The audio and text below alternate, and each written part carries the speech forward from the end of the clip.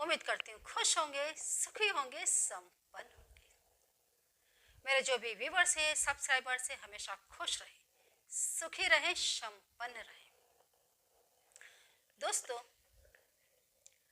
सोमवती अमावस्या के दिन ये उपाय आप कर सकते हैं जो मैं आपको अभी बताने के लिए जा रही हूँ। उपाय दोस्तों बहुत ही जबरदस्त है। आप सब जानते हैं दोस्तों कि बरगद के पेड़ पर, पीपल के पेड़ पर, बिली पत्र के पेड़ पर भगवान शिव, भगवान श्री हरि का वास होता है। गूलर का पेड़, ये तमाम ऐसे पेड़ है दोस्तों जो जो एक बड़े दरख्त के रूप में बाहर आते हैं और इनके अंदर सिर्फ एक या दो देवों का वास है ऐसा नहीं है, ढेरों ढेरों योनियों के जीवों का वास है।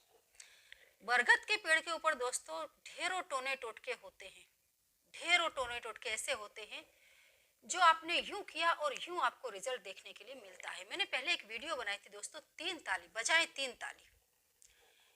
आपकी जो भी इच्छा है वो इच्छा बोल करके आपको बरगद की जड़ों में 3 गांठें लगानी थी, उसमें लगानी है और आपको वहां खड़े होकर के 3 ताली बजानी है। और दोस्तों कितने ही लोगों को इससे जबरदस्त फायदा हुआ, कितने ही लोगों के घर बस गए, कितने ही लोगों के काम हो गए। जिन्हें विदेश जाना था वे लोग विदेश जाने में भी सफल हो गए। बरगद के पत्ते में दोस्तों कितने ही अति इंद्रिय योनि के जो जीव है उनका वास है। सोमवार के दिन वैसे भी दोस्तों यदि आपकी कोई ऐसी इच्छा है जो पूरी नहीं हो रही है तो सोमवार के दिन आप बरगद का एक पत्ता ले लें, बरगद के पत्ते को धो लें और उसकी सही दिशा में आप अपनी इच्छा को लिख दें और बहते हुए पानी में आपको उसे बहा देना है। चंदन से आपको अपनी इच्छा लिखनी है। आप देखेंगे कुछ ही दिनों में वे तमाम अति इंद्रिय योनि के जीव जिसका वास होता है बरगद में और बरगद के पत्ते में, वे आपकी इच्छा को पूरी करने की पूरी पूरी कोशिश करते हैं।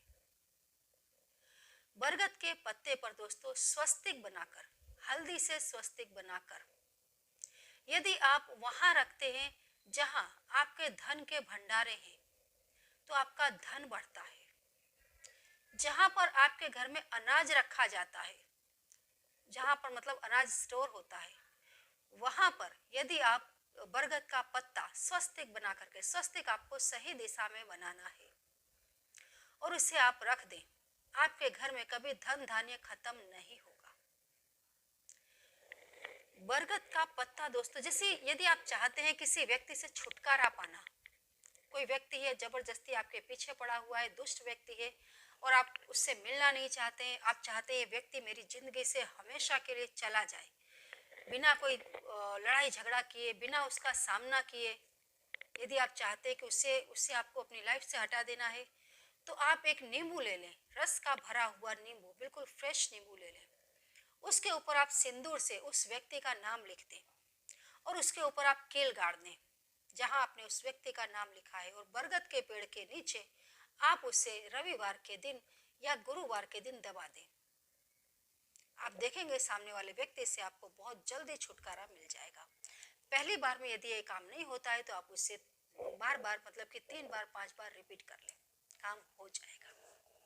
आप यदि दोस्तों नौकरी को लेकर के परेशान हैं, आपकी नौकरी में कोई झंझट आ रहे हैं, जैसे आपका बॉस आपको परेशान कर रहा है, आपको नौकरी छोड़ने के लिए धमकी दी जा रही है, आपके सहकर्मचारी आपका साथ नहीं दे रहे हैं या फिर आपकी नौकरी नहीं है, तो दोस्तों आप मंगलवार के दिन 1 ग्लास कच्चा दूध बरगद के जड़ में चढ़ाना शुरू कर दें। जहां भी बरगद का पेड़ हो उसके पेड़ में आप मंगलवार के दिन कच्चा दूध चढ़ाना शुरू कर दें। आप देखेंगे कि नौकरी से जुड़ी हुई कैसी भी समस्या है दूर हो जाएगी। दोस्तों आपके घर में कोई व्यक्ति बीमार है तो हमेशा उसके तकिए के नीचे एक बरगद के जड़ का टुकड़ा, बरगद के जड़ का टुकड़ा पहले आप उसे तोड़ करके ले आए, ला करके आपको एक क्रिया करनी है। गुरुवार के दिन ला करके धो करके स्वच्छ कर ले और उस पर थोड़ी सी हल्दी और कुमकुम चढ़ा दे, दिया उसकी थोड़ी सी धूप वगैरह उसको दिखा दे और उस टुकड़े को आप जो भी विक्टिम है, जो भी रोगी है, आप उसकी तकिए के नीचे रख दें। कोई जानलेवा अटैक होने वाला होगा तो वो रुक जाएगा। बरगद की जड़ दोस्तों, यदि आप उसे अभिमंत्रित करके अपने धंधे के स्थान में, जहां पर भी आपका व्यवसाय है, वहां पर यदि आप उसको रखते हैं, टांग देते हैं, अपने ड्रॉर में रख देते हैं, तो आपका व्यवसाय भी दौड़ पड़ता है। ग्राहक आने शुरू हो जाते हैं, बिक्री शुरू हो जाती है। मतलब बरगद के एक एक चीज, बरगद का तना, बरगद की जड़, बरगद के पत्ते, हर चीज में दोस्तों जबरदस्त शक्ति है। बरगद के पेड़ पे दोस्तों उमा महेश्वर भगवान शिव माता पार्वती का वास है। आप पीपल की पूजा करते हैं सोमवती अमावस्या के दिन, उसके साथ आप बरगद की पूजा भी अवश्य करें दोस्तों, अवश्य ही करें।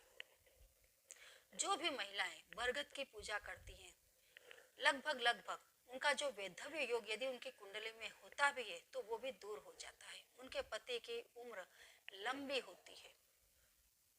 तो बरगद की पूजा तो यूं भी करनी चाहिए। और ये सोमवती अमावस्या आ रही है दोस्तों, तो इस दिन ये पूजा अवश्य ही करें।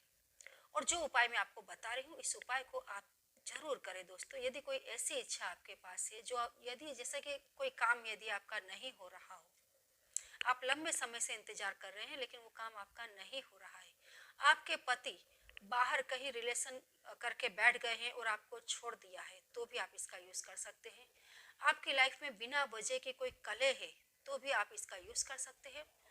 यदि आपको कोई रोग हो गया है, शारीरिक तकलीफ है, तो भी आप इसका यूज कर सकते हैं। और इसके सिवाय भी कोई भी जो भी आपकी समस्या हो, पैसों को लेकर के या किसी तरह के कोई टोने टोटकों को लेकर के, तो भी आप इसका यूज कर सकते हैं।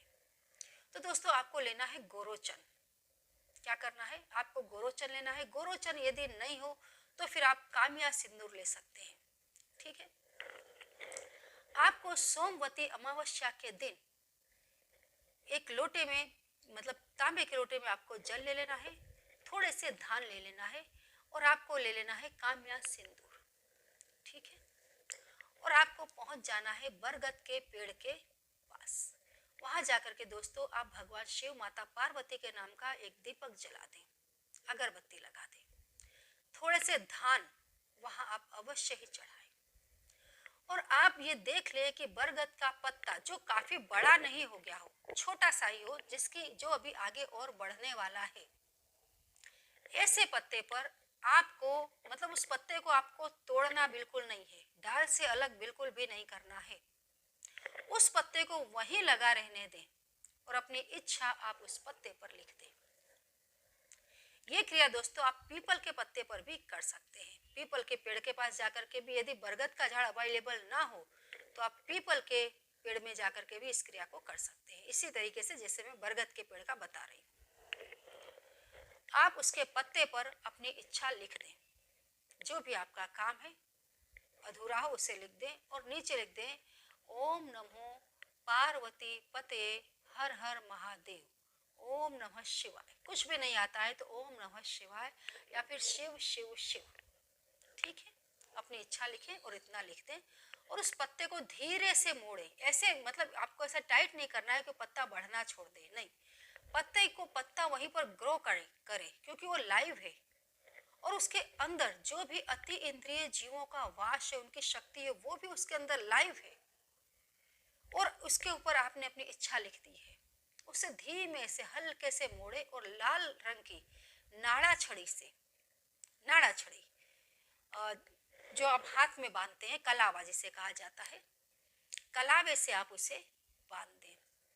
कलावा ना हो तो कोई भी कच्चा सूत आपके घर में हो तो उससे आप बांध दें, हल्के से बांधे कि पत्ते को किसी तरीके से कोई नुकसान ना हो, ठीक है। इतना करने के बाद आप बरगद के पेड़ की परिक्रमा करें और जल चढ़ा दें और वहां खड़े होकर के आप प्रार्थना करें कि आपकी ये इच्छा है जो अधूरी है, या ये काम है जो नहीं हो रहा है, शादी ब्याह का भी कोई काम है अटका हुआ पड़ा है तो उसके लिए भी आप इसको कर सकते हैं। तो वहां खड़े होकर के आप प्रार्थना करें, जल चढ़ा दें, उन्हें दिया बत्ती लगा दें, थोड़े से धान अवश्य ही अर्पित करें और अपने घर में लौट आए। बहुत जल्दी दोस्तों, बहुत जल्दी भगवान शिव चाहेंगे, क्योंकि शिव के दरबार में गया व्यक्ति कभी खाली हाथ नहीं आता। तो इस क्रिया को आप कर लें, बहुत जल्दी आपका काम जरूर होगा, और होगा ही होगा, ये सोच करके ही आप करें। ठीक है, तो करते रहें, खुश रहें। ये सब कुछ करने में कोई तकलीफ पड़ती है तो पूछे अवश्य, करते रहें, खुश रहें। जय श्री कृष्ण।